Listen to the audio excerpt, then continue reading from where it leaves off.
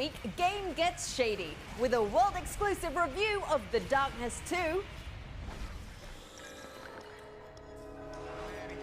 We're in warrior mode for the demo derby. Technique right in the perfect spot. And find out whether EA's latest FIFA franchise will truly be a game changer.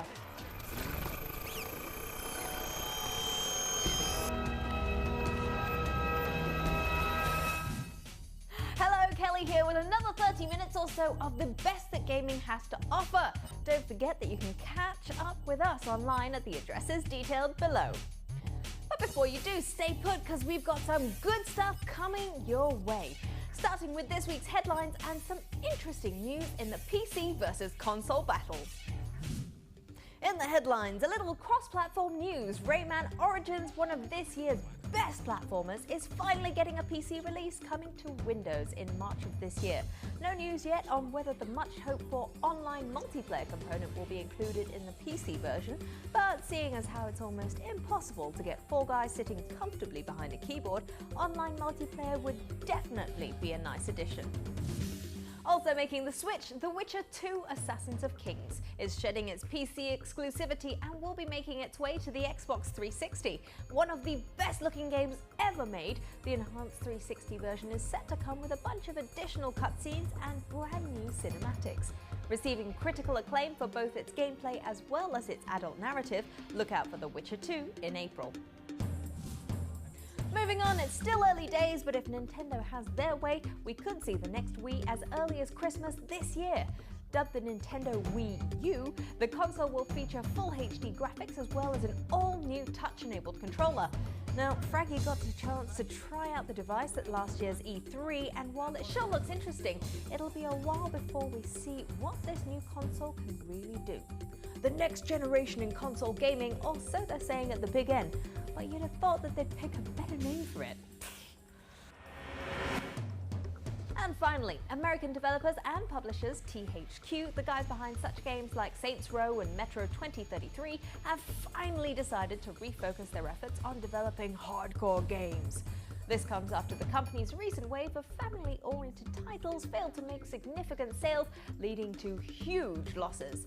And from our point of view, it's about time! I mean, these guys went from Darksiders of Warhammer 40k to making kiddie games like SpongeBob SquigglePants for the U-Draw tablet. What were they thinking?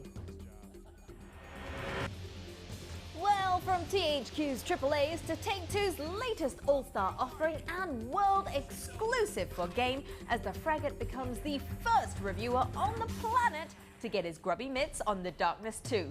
It's been 6 years in the making, but Frags, is it going to live up to the hype? Well, the short answer is yes. Easily one of the most anticipated games of 2012, Part 2 continues the story of Jackie Estacado and his fight against the demons inside him. Now, for those that remember, the original game was one of my favorite shooters when it was released more than 5 years ago, because not only was it a satisfying mix of stealth and action, which was great, but the real selling point were Jackie's two darkness tentacles, demonic snake-like tendrils which allowed our underlit hero to carry out all sorts of nastiness while under the cover of darkness, like taking out enemies from a distance and generally being all sneaky and stealthy. Now, The Darkness 2 picks up 2 years after the events of the first game, where Jackie uses unholy demonic abilities to avenge the death of his one true love, a woman named Jenny. And starting Part 2 of The Darkness, all is well with Jackie at the head of the family doing a pretty good job at keeping his demons bottled up. That's of course until an attack by some mysterious individuals called the Brotherhood leaves Jackie clinging on to life with no choice but to unleash the dark forces inside of him. Okay, so you've got a bit of a premise, but the real interesting thing about The Darkness 2 is just how the game mixes things up and the changes they made to the gameplay. First off, unless you're as blind as a bat, the first thing you'll notice is a new visual style, which the guys behind the game are calling graphic noir. Every texture in the game is hand-painted, making The Darkness 2 feel a little bit like you're playing through the pages of a comic book.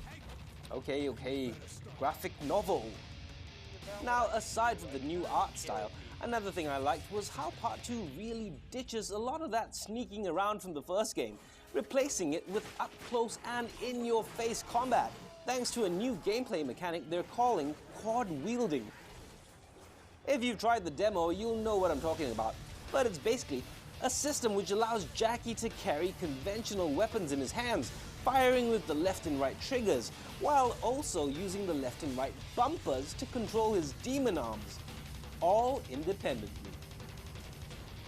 Now when it comes to your demon arms, the left arm is used for grabbing and throwing stuff, while the right one is used for slashing. Put it all together and you've got one hell of a bloody party.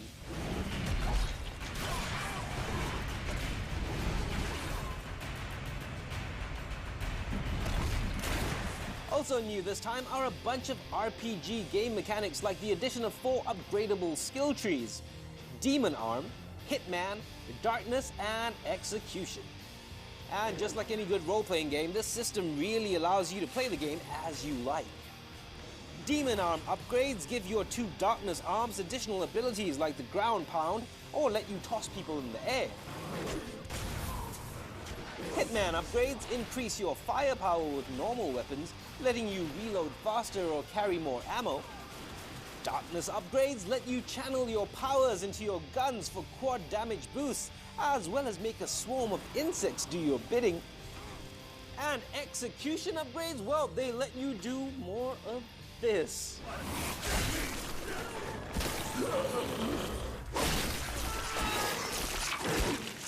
Nice.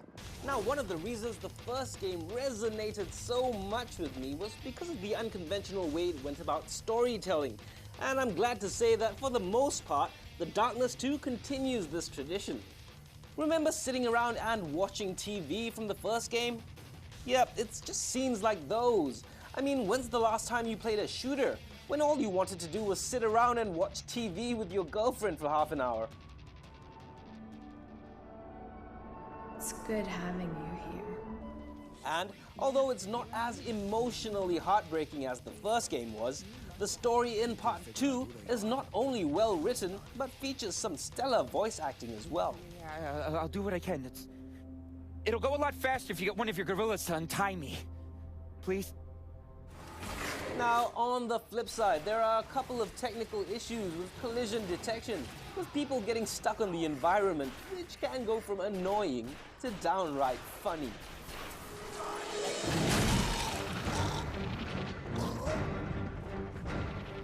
Also, if you're looking for a long, drawn-out experience, then the Darkness 2 may disappoint you, because it's not the longest game in the world, clocking in at just about 8 hours or so for the main story. But thankfully, even after you're done with the campaign, you can go through the game again with a new Game Plus option, as well as a nice co-op multiplayer mode called Vendetta, which adds a couple more hours of gameplay to the mix. In the end though, the Darkness 2 really ticks all the boxes when it comes to a sequel. It's bigger, it's badder, and thanks to the new look, it's a whole lot flashier than the first game. The reworked Darkness powers are a blast to use, really allowing for a stunning array of combat styles. Plus, if you like your games to come drenched in the red stuff, it's also one of the most comically brutal video games out there, with a knack for tearing off limbs like something out of Mortal Kombat. A great mix of action and story, the Darkness 2 gets 2 demon thumbs up. Time now for us to go for a quick break here on the show. But stay tuned, because in just 2 minutes, it's the intergalactic space opera Mass Effect 3. And we grind things to a pulp with our new segment on video game violence.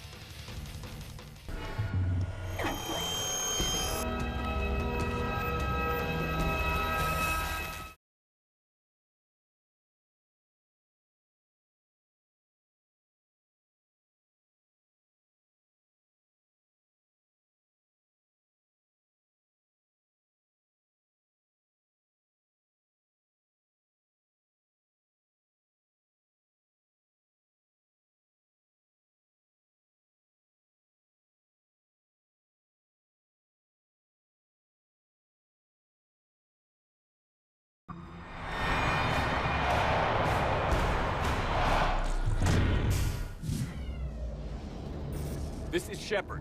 Civilians have been evac. Special forces can take it from here. You're watching Game on Star Sports, welcoming you back with the latest shots from one of this year's most highly anticipated action RPGs, Mass Effect 3.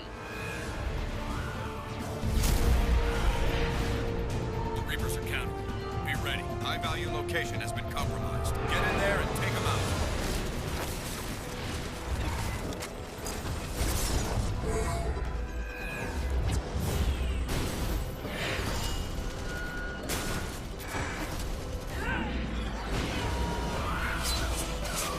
We're running out of time. Find that target now.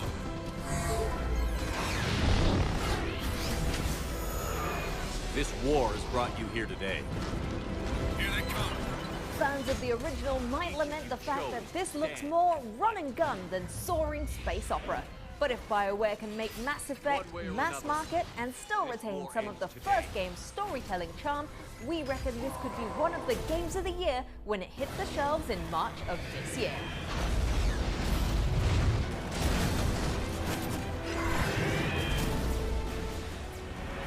And of course, we'll be keeping you up to speed with ME3 as it gets closer to release. But right now, it's demo derby time and 2 free-to-play tasters with 2 very different takes on the Warrior Code.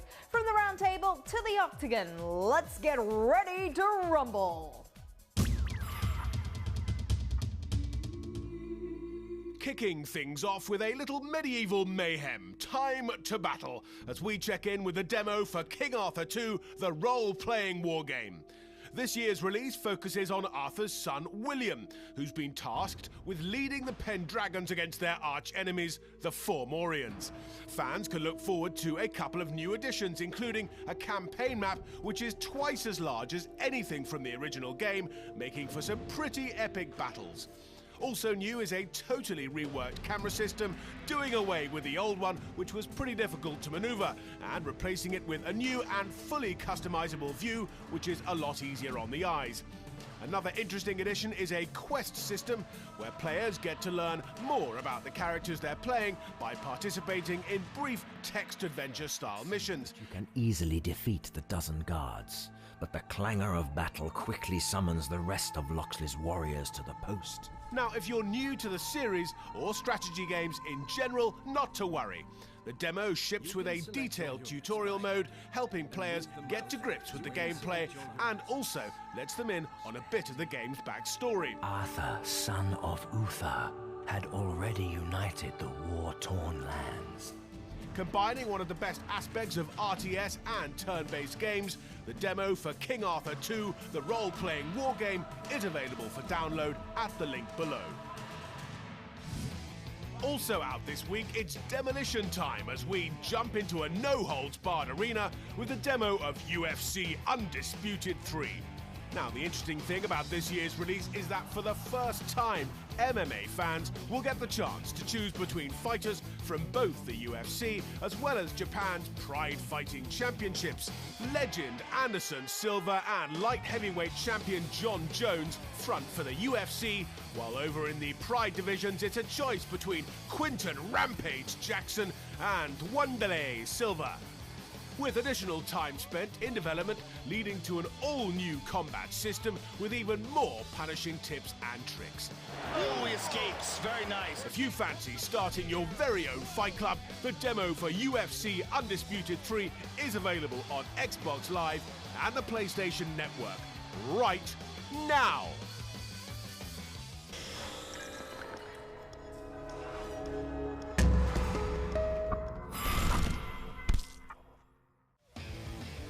And the brutality continues here on Game with a warning. If you're sickened by the sight of blood or offended by offal, you might just want to turn away now. This week, Guns and Gore brings you the best and bloodiest bits of gaming action around. And the bloodfest starts with a clip from Suda51's Britney Spears meets Texas Chainsaw Massacre mashup, Lollipop Chainsaw. Check this out. Boom! Showing those exotic dancing girls a little thing or two about leaving it all on the dance floor. Let's see that one again in slow motion. Nice! Next in, proving that virtual violence can be a visceral experience even on a flat plane, we check in with the limb-slicing action of Shank 2. With just so many creative ways in which to dismember and disembowel our would-be enemies, this one ranks pretty high on our bloodletting charts. And finally, our last bit of gore this week, this is Devil's Third. Made by the same team which brought us Ninja Gaiden, you know it's going to be spouting blood and lost limbs left and right when this title finally gets released. Hi-ya! 2 words, ick and E. But what would games be without the gooey stuff? Well, time for a quick break, but just before we go, let's take a look at this. This we like. Now, we cover a lot of big, bad AAA titles here on the show, but this is a little different. Our good friends at jisgames.com have taken the humble bannerhead to all new gaming heights. Proof, if it were needed, that great games come in all shapes and sizes. Okay, as promised, it's break time, but hang on to your hats. 'Cause in just 2 short minutes, it's time to play the music, it's time to light the lights, it's time to check out some new downloadable Muppets content for Little Big Planet tonight!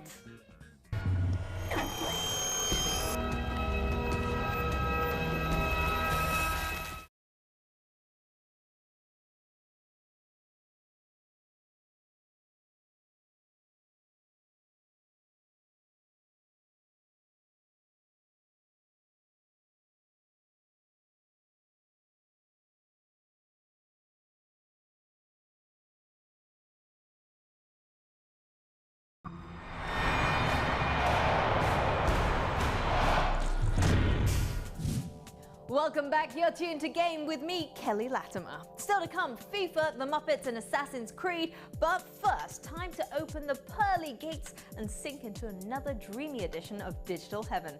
All free, all good, and all out now.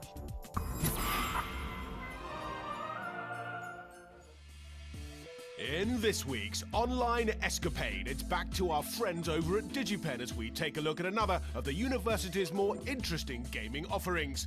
Blank is a third-person puzzle platformer, and like most good puzzlers out there, things aren't exactly as they seem. You see, you play a muse to a struggling artist suffering from a creative block, and when his lights go out, it's your cue to get to work.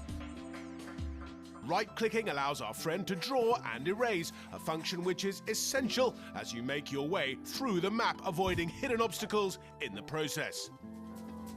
It's a game in which you make your way forward by uncovering what's hidden in the creative subconsciousness. Download Blank at the link below. Next up, we jump into our very own space pod for a trip around the galaxy in Samaros 2, a point-and-click puzzle adventure and also one of the best examples of video game storytelling. Samaros 2 tells a tale of a boy who journeys through space to rescue his kidnapped dog. Now, as you can probably see, this game looks good, really good, which is pretty much par for the course.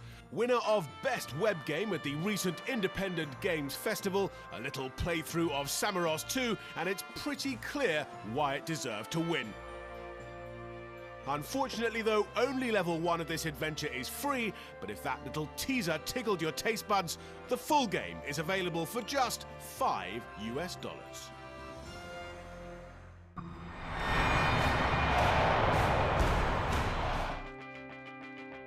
With the big name releases slowing down as we recover from the year-end gaming blitz, one thing that hasn't slowed is the slew of downloadable content packs or DLC which have just hit the market, starting with the ever-popular Little Big Planet 2 and some close encounters with the fuzzy kind. The Muppets Premium Level Kit includes 5 new stages and 2 minigames, but also in the pack, you've got a new soundtrack, several new objects to add to your toolbox, and even a bonus costume of Rolf the dog. With new materials like Attracto Gel, a product of the infamous Muppet Lab, which allows Sackboy to walk on walls and ceilings, and Attracto Tweak, which makes any object in the game super sticky, If you've always wanted Gonzo's nose or a pair of Fozzie's fuzzy mittens for your own, the bare necessities in the Muppets Premium Level Kit are out now. Waka waka waka! Also out, if you're looking to enhance the multiplayer experience in Assassin's Creed Revelations, how about some new maps to practice your medieval parkour on? The new Mediterranean Travel Pack looks to enrich the experience of all that running around, adding 3 new locations to the mix as well as 3 returning maps from their last game, Assassin's Creed Brotherhood. New maps include Jerusalem, Constantinople, and Dyers, while fan-favorite Italian Renaissance maps like Firenze, San Donato, and Siena are also set to make a return. Not sure if you want to plonk down the $10 or 800 Microsoft points to buy this thing? Hey, no worries. A free 3-day trial of all the maps is available. So if you're looking for some new content for your favorite 16th century roof running simulator, the new Mediterranean Traveler Pack is out now. And finally, if you're looking for another reason to revisit the blood-soaked beaches of Banoi, the new Dead Island DLC may be just the ticket. Offering a new perspective on the events which happened, the developers have just released another side to the story in the form of the Ryder White DLC. Right, boys. Now, if that name sounds familiar, Ryder White is the main villain from the first game. You know, the military colonel who goes a little bonkers in the end. And in this DLC, we basically get a glimpse into the man behind the uniform, as you learn more about his motivations and just why he did what he did. Sorry for being kind of vague, but I don't want to give the story away to those who haven't played the game. Letting you play as Ryder, the single-player campaign comes with several hours of zombie mashing fun and helps shed light on the mystery of the zombie outbreak. Till I know my wife is safe. A loving husband pushed too far? Find out. The Ryder White DLC is out now for both consoles and PC. And that is nearly all the time we've got for this edition of Game. As always, you can catch up with us online at the addresses currently flashing onto your screens. And if you've missed out on an episode of the greatest gaming show in the world, find your way to espnstar.com/game. Now, I did say that it's nearly all we've got time for. We're going to leave you with one more glimpse at your gaming future in the shape of EA's latest football redux, a return to the streets with the aptly named FIFA Street. We'll see you next week.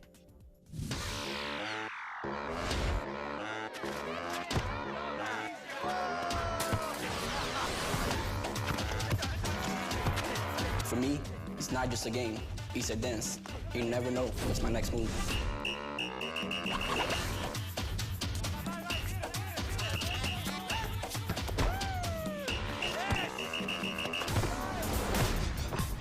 When you're going to show a guy up and pull off a penalty, you have to be in complete control.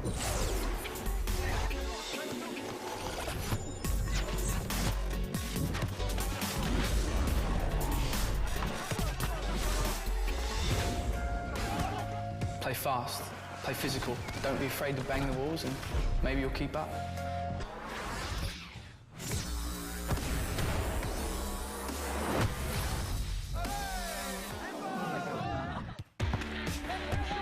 Any dude can bust out a trick, but only legend freestyle all over the court.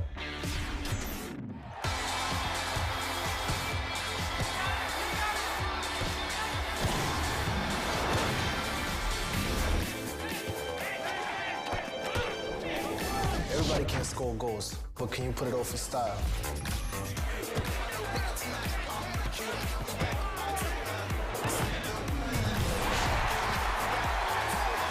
It all starts in the streets. It all starts in the street. Free your game. Free your game. Free your game.